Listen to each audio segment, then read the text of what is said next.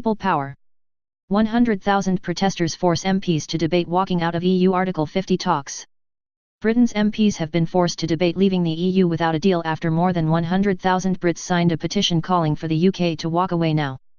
Despite EU leaders agreeing to move Brexit negotiations on to trade, there is growing frustration with the whole process, including a mammoth divorce bill of up to £39 billion. But there are more tough talks to come, with Theresa May being warned of a torrid time when negotiations resume in March after a long delay. As patience runs out, there has seen a surge in support for an online petition on the Parliament website calling for Britain to tell Brussels it wants no deal and leave right away.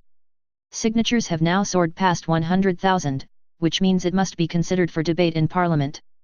The campaign is asking Theresa May to give up on the entire Article 50 process instead of subjecting herself to more humiliation by Brussels chiefs. UKIP MEP Gerard Batten rejoiced at the increase in support, tweeting, "The petition to make Parl debate ditching Article 50 and leaving on our terms, not the EU's, is now over 100k and it will take place. Great news."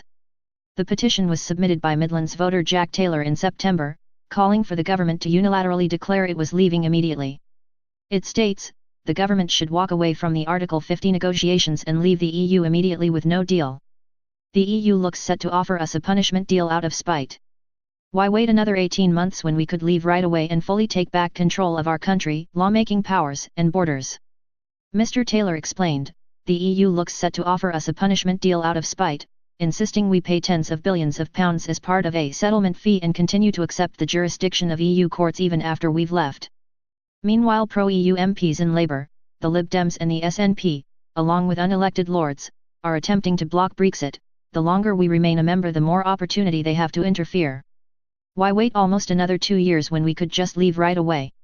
His petition will remain open for signatures until next March, when talks with the EU are expected to begin again.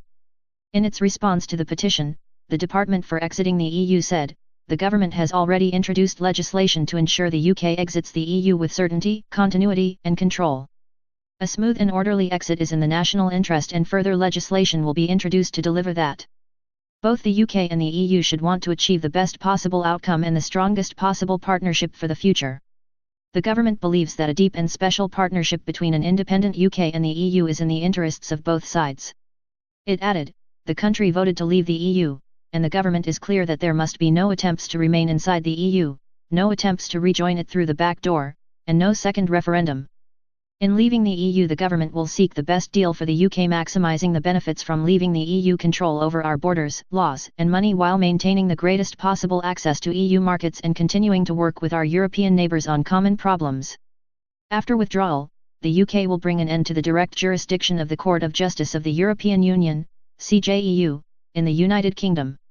The Prime Minister has been clear that the days of Britain making vast contributions to the European Union every year will end. The European Commission has set out the European Union's position on the financial settlement, and the government is undertaking a rigorous examination of the detail of this. Thanks for watching. Don't forget to like, share and subscribe.